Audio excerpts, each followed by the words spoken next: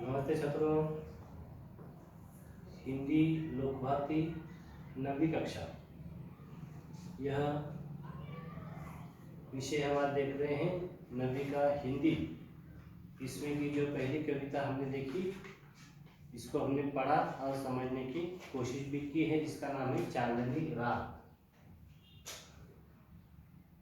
पद्य 1।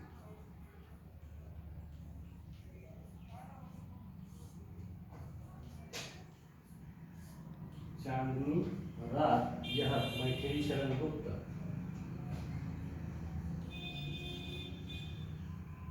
मैथिली शरण गुप्त इन्होंने लिखी हुई यह कविता हमने पढ़ी और इसको अच्छी तरह से हमने समझा भी है। अब इसके ऊपर के आज जो स्वाध्याय में दिया गया है, कुछ प्रश्न इस कविता के ऊपर हमें पूछे गए हैं, उस पर आज हम चर्चा करने वाले हैं। पाठ नंबर 2 पर देखिए, इसके पहले शब्द कुछ दिए हैं जो कि नए शब्द होंगे। इसके ये जो शब्द है इसके अर्थ आपको पता है नहीं है, इसके लिए यह शब्द दिए गए हैं। देखिए, पहले शब्द संसार में हम शब्दों के अर्थ जानने की कोशिश करेंगे। पुलक, पुलक का मतलब होता है रोमांच, खुशी। कार्यकलाप, इसका मतलब है गतिविधि। कुटीर, झोपड़ी या फिर कुटिया इसको कहते हैं। निर्भीक, निडर, न डरने वाला। धनुर्धर, तीरंदाज, धनुर्विद्या जानने वाला धनुर्धर। कुसुमायुध, अनंग, कामदेव। दृष्टिगत, जो दिखाई पड़ता हो उसे दृष्टिगत कहते हैं। तो इतने शब्द हमें यहाँ पर दिए गए हैं। ये थोड़े से नए शब्द हैं, इसके लिए इसके अर्थ मालूम होना हमें जरूरी है। अब कल्पना पल्लवन में हम देख रहे हैं कि पुलक प्रकट करती है धरती हरित तृणों की नोकों से। इस पंक्ति का कल्पना विस्तार कीजिए। अब ये एक पंक्ति है कि पुलक प्रकट करती है धरती तृणों की नोकों से, कि रोमांच मतलब धरती पर जो तृण है, जो घास है, जो पेड़ है, घास पर जो तृणों की नोकों पर, तृणों की नोकों पर से हमें ये खुशी का अंदाजा जो है हम इसका लगा सकते हैं। तो इसका कल्पना विस्तार जो है हमें करना है कि पुलक प्रकट करती है धरती, कि धरती जो है आनंद प्रकट करती है हरित तृणों की नोकों से। मतलब उसके ऊपर उगा हुआ जो घास है, जो तृण है, उसके नोक के माध्यम से ऐसे हरे भरे उसके नोक जो है हमें दिखाई देते हैं, जो हवा के झोंकों के साथ इधर उधर वह हिलते भी रहते हैं। तो इससे कवि यह बताना चाह रहे हैं कि वह धरती कितनी आनंदित है, कितनी खुशी में है, यह इस तृणों की हरित तृणों की नोकों से हमें पता चलता है। तो इसका कल्पना विस्तार करना है हमें। इस लाइन को विस्तार से 5 से 10 लाइनों तक इसका विस्तार करके लिखना है। इसको हम कल्पना पल्लव कहते हैं कि इसको हमारे भाषा में लिखना जरूरी है कि इस लाइन का मतलब क्या है, कैसे इसके कल्पना का विस्तार करेंगे। अब पठनीय है, पढ़ने के लिए कहा गया है। क्या पढ़ना है हमें? देखिए, संचार माध्यमों से राष्ट्रीय एकता पर आधारित किसी समारोह की जानकारी पढ़िए। देखिए कि संचार माध्यमों से, संचार माध्यम कौन से हैं? पेपर है, न्यूज़पेपर है, फिर कई मासिक होते हैं, कई पत्रक होते हैं। तो यह हो गए सब संचार माध्यम। तो उसमें से राष्ट्रीय एकता पर आधारित किसी समारोह की जानकारी हमें पढ़नी है। अब इसके लिए आपको संचार माध्यमों के साथ जुड़ना होगा। कुछ पेपर पढ़ने होंगे, कुछ मासिक पढ़ने होंगे, समाचार पत्र पढ़ने होंगे। तो उसमें आपको यह मालूमात मिल सकती है।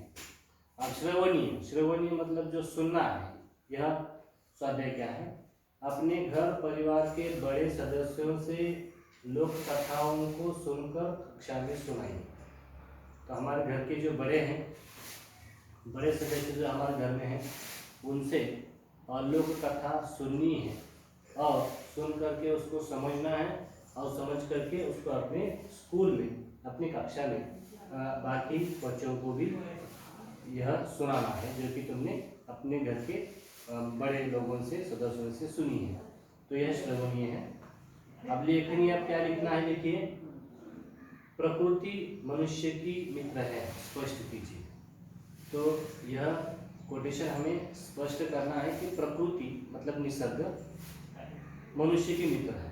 अब निसर्ग आदमी का दोस्त है, मित्र है, बराबर, क्योंकि आदमी का भला चाहता है, मनुष्य का भला चाहता है। तो इसलिए किस तरह से वह मनुष्य का मित्र है, प्रकृति किस तरह से मनुष्य का मित्र है, यह हमें इसका स्पष्टीकरण लिखना है। अब पाठ के आनंद में देखिए, सूचना अनुसार कृतियाँ कीजिए, संज्ञा पूरा करना है। यह यहाँ पर लिखा गया है तारों के उदित और अस्त होने के बारे में कल्पना। देखिए नंबर 2 पर एक्टिविटी है, तारों के उदित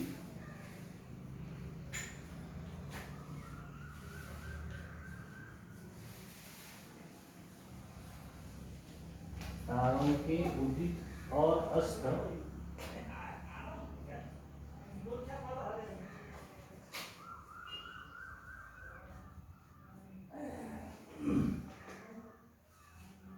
होने के बारे में कल्पना।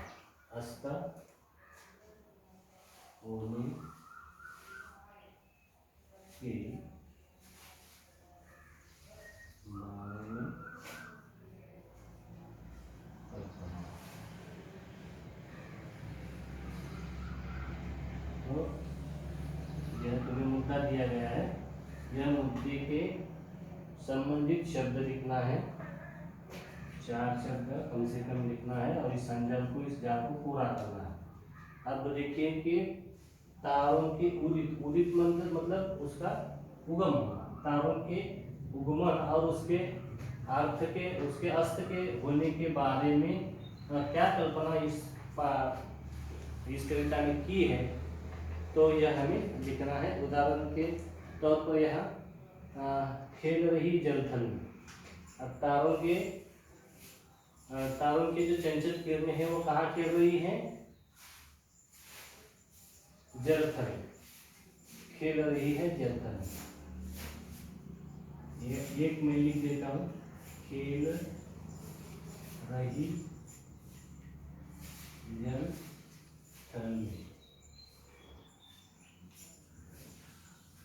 यह एक इससे संबंधित एक वाक्य हो गया कि यहाँ पर इसकी कल्पना की गई है कि तारों के उगम के साथ ही उसकी जो किरणें हैं वह किरणें जो है धरती पर खेलती रहती है और धरती पर और जल पर खेलती रहती है। तो इस तरह से हमें बाकी जो है 3 इसकी कल्पना विस्तार करके हमें लिखनी है। अब अगला प्रश्न लिखिए, चांदनी रात की विशेषता है। तो चांदनी रात की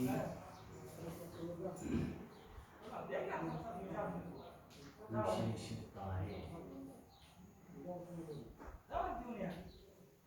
चांदनी रात की विशेषताएं यहाँ पर दी गई है, 8 विशेषताएं हमें बतानी है।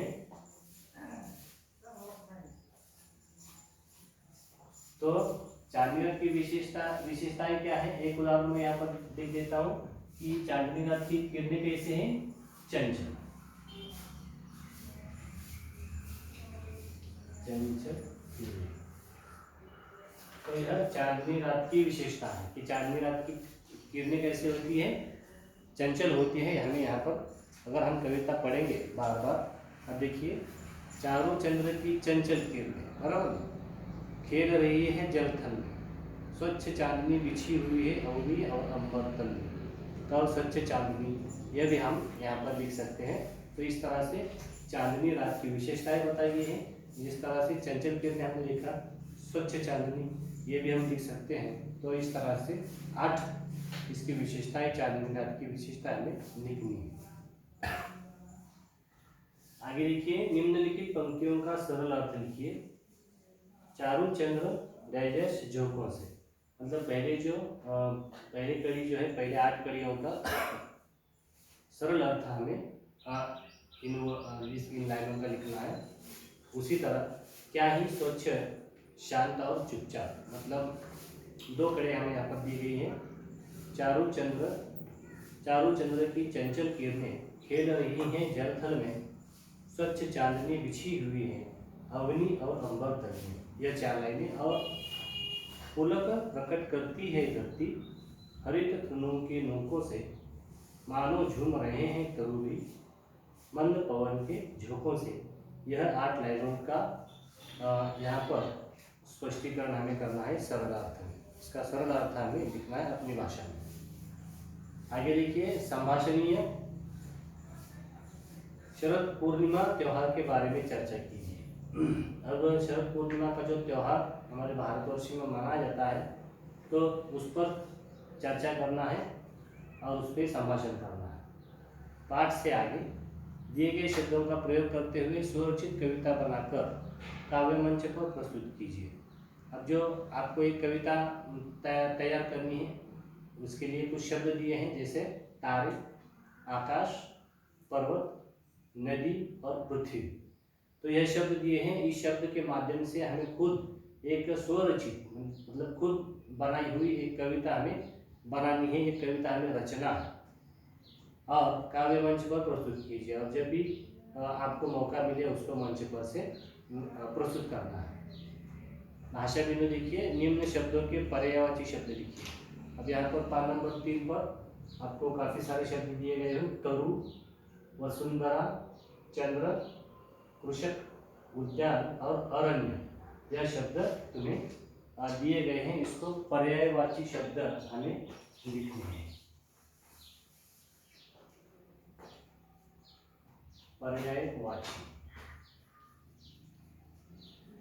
पर्यायवाची शब्द किसे कहते हैं?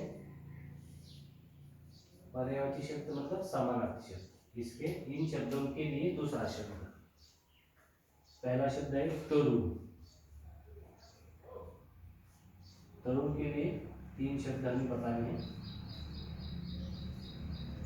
वसुंधरा,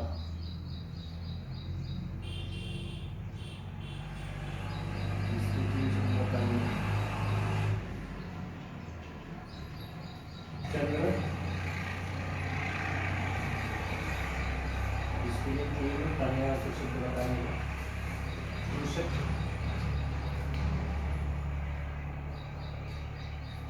इसके लिए 3 शब्द बताने हैं। उद्यान,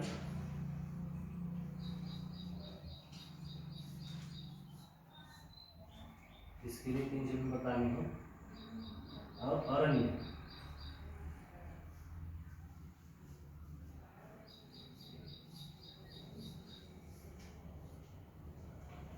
तो 1, 2 और 3 दिए हुए शब्दों को 3 पर्यायवाची शब्द हमें यहाँ पर देना है। तो इस तरह से हमने चांदनी रात इस कविता के ऊपर दिए गए स्वाध्याय पर चर्चा की। तो यह सब स्वाध्याय जो है आपको लिखना है और इसका फोटो निकाल के अपने व्हाट्सएप ग्रुप पर भेजना है।